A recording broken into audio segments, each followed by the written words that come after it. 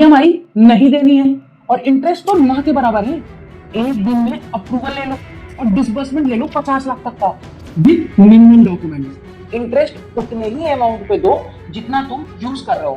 ये है ट्रैप करने वाली सेल्स की पिच। और ये सब सुन के कौन सा सैलरी बंदा मना करेगा। पर फिर एक दिन जब लोन बंद करना होता है ना, तब पता चलता है गेम बिल्कुल अलग था। इसलिए आज हम बात करेंगे बजाज की ड्रॉप लाइन ओवरड्राफ्ट, जैसे कि ये असली जिंदगी में बिहेव करता है, not the brochure version. Bajaj OD का इंटरेस्ट जो है ना, वो दिखता कुछ और है और लगता कुछ और है। बजाज सैलिड ओडी में जो इंटरेस्ट रेट दिखाया जाता है वो है 13% से लेके 15.5% तक, जो डिपेंड करता है आपकी सैलरी पे, आपकी कंपनी कैटेगरी पे, आपके सिविल स्कोर पे और भी कुछ पैरामीटर्स पे। सुनने में तो ठीक ही लगता है ना। और इंटरेस्ट जो है इसमें वो डेली प्रोडक्ट मेथड पे कैलकुलेट होता है। मतलब जो भी अमाउंट यूटिलाइज किया उस पर डेली का इंटरेस्ट लगता है।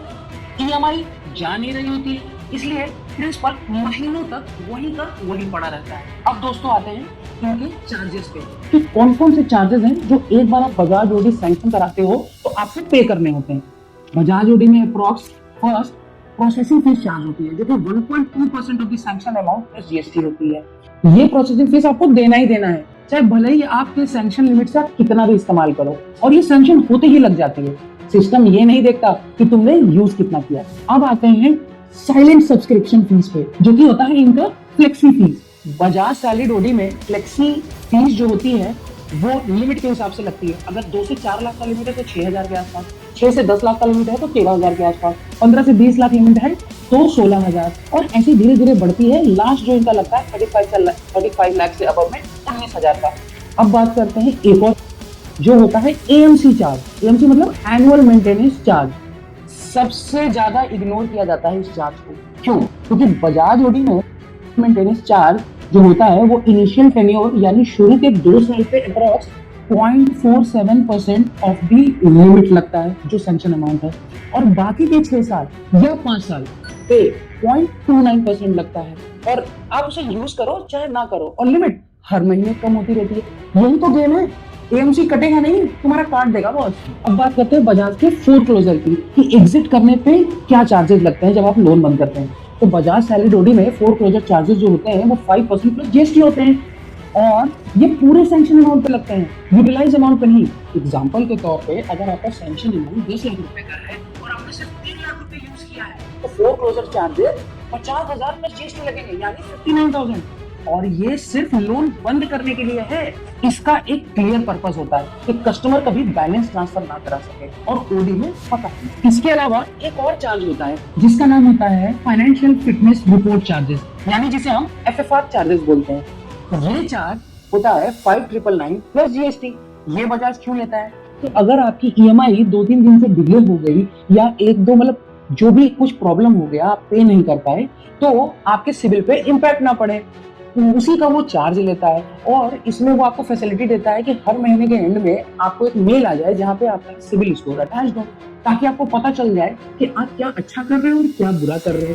कस्टमर को चाहिए चाहे नहीं चाहिए ये रिपोर्ट बजाज उन्हें देता है, और 5,999 प्लस जीएसटी चार्ज कर लेता है। अब बात करते हैं हम इसके ड्रॉप लाइन मॉडल की। उसमें क्या होता है? बजाज का salary drop line hybrid structure पे चलता है।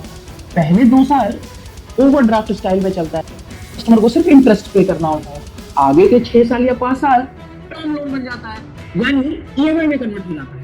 अगर 2 साल तक लिमिट फुल्ली यूटिलाइज्ड है तो ईएमआई स्टार्ट हो जाती है। सिंपल है। पर प्रॉब्लम ये नहीं, प्रॉब्लम है अगर लिमिट आपकी पार्शियली यूटिलाइज्ड हो। मतलब अगर 10 लाख का सैंक्शन है और आपने सिर्फ 5 लाख इस्तेमाल किए हो 2 साल के बाद, ईएमआई तुरंत स्टार्ट नहीं होती, सिर्फ इंटरेस्ट चलता रहता है। और बजाज का सिस्टम हर मंथ साइलेंटली तुम्हारी सैंक्शन लिमिट को रिड्यूस करता रहता है। इसको ड्रॉप लाइन मैकेनिज्म बोलते हैं।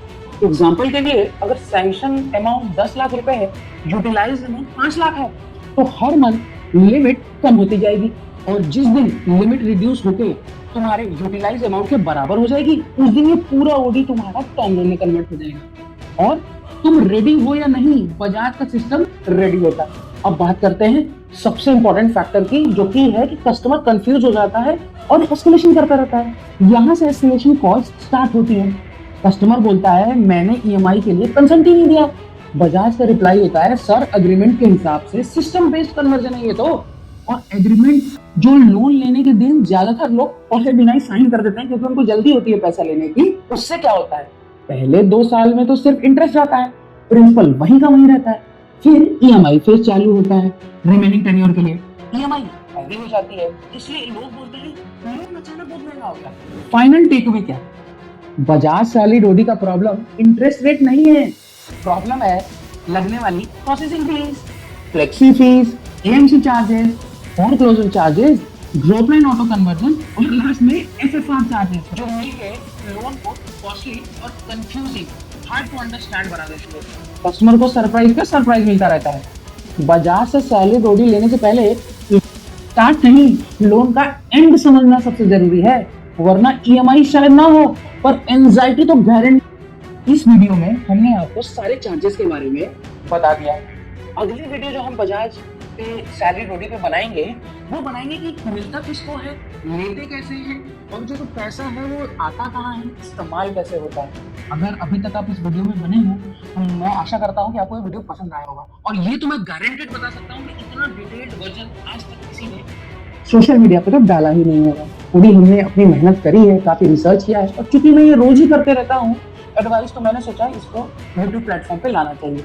काइंडली लाइक कीजिए इस वीडियो को, अगर आपको अच्छा लगा सब्सक्राइब माय चैनल और देखते रहिए फाइनेंशियल बैंकर इसी तरह के डिटेल रिसर्च रिपोर्ट्स के लिए। Thank you so much.